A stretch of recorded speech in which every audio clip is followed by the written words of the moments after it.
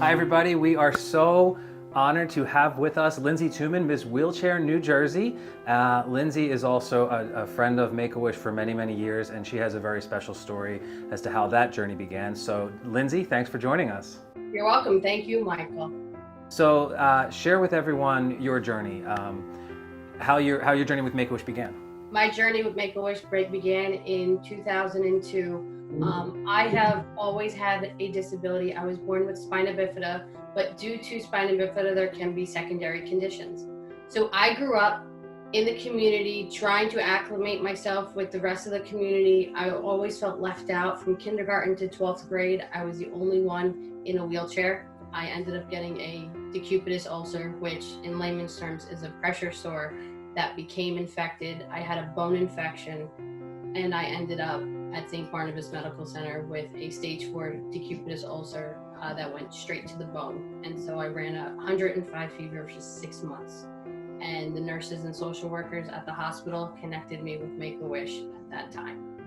And so when Make-A-Wish entered my life, it was literally life-changing. I really didn't know what Make-A-Wish, I heard commercials and things like that, but I really didn't know the heart of Make-A-Wish. So when Make-A-Wish entered my life, I'll never forget 2003. They came to my house before the Make-A-Wish castle was there, before anything like that. And so it came to my house, all the volunteers, I'll never forget, the gift baskets, all of it. I swam with dolphins in Disney in 2004 when I was medically cleared from the doctors at St. Barnabas, where I could sit up for more than 6 hours a day, more than 45 minutes a day. That's really what my journey was. I went on this trip and it was nothing like I'd ever imagined. Swimming with the dolphins, everything. Make-A-Wish gave us everything, even including my family. And it was mind-boggling, but it was the 3 words that Make-A-Wish has, and I use it every single day of my life: hope, strength, and joy.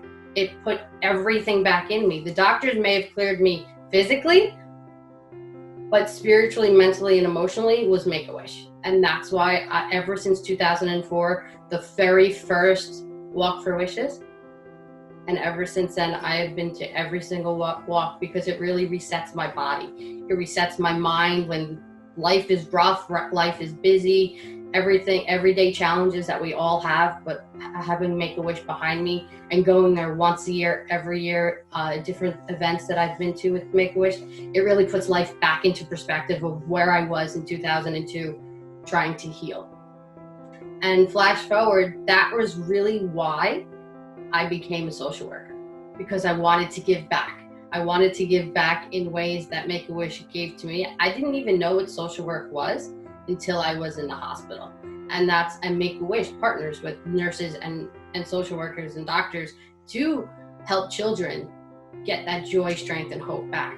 And so by 2012, Tom, the president and CEO of Make-A-Wish, came up to me and said, "We want you to talk at the walk." And I was shocked. You know, I wanted to participate. I wanted to support Make-A-Wish every single year, but since I was still here, I didn't have an understanding of really the mission of Make-A-Wish. And he goes, "That's exactly why I want you to talk, because even though you had this experience in 2002, you're still here, living, dreaming, doing everything that you now are doing because of that journey back in 2002. You segued perfectly into our next conversation. You're wearing a beautiful crown and sash. You are the reigning Miss Wheelchair, New Jersey. So share with everyone how that came to be and what that's looked like. About 2 years ago, in 2018, Kathy Ford, who is also a former Wish child and is the state coordinator of Miss Wheelchair New Jersey, she was just finding individuals who were good advocates in the community. And at that point, I was just like, I was like, no way, I can't do this, even though advocacy and all of that is my middle name. And I was actually going back into 2012, going through that speech at Make-A-Wish and really regaining my confidence that maybe I had lost a little bit. I was crowned in November of 2019, and I could not wait for 2020. And here I am in 2020, Miss Wheelchair New Jersey, and we can't go anywhere. So one of the takeaways that I have for this year is being able to adapt and become flexible with everything that we have. Thinking outside the box, doing things that you never thought you could do before. And so that's another piece of the confidence. And because of COVID-19, I am able to now continue my reign through 2021 because of COVID. So many things have emerged because of this pandemic with people with disabilities, with people with critical conditions, everything like that has really taken that next level up. So I want to continue speaking up and connecting with who I need to connect with in the community, just like Make-A-Wish Foundation. They saved my life back then. It's a community you may not ever want to be in, but once you're in, it's literally my life changed in 360. Thank you, Lindsay. Everyone, this is Lindsay Tuman, Ms. Wheelchair New Jersey 2020, and will continue to be Ms. Wheelchair New Jersey 2021. Lindsay, thank you for all the work you've done as Ms. Wheelchair New Jersey this past year and the work you will continue to do in 2021. And thank you for being an advocate and an ambassador for our mission ever since Make-A-Wish entered your life years and years ago. It's an honor to talk with you. Have a happy, safe holiday and a happy new year.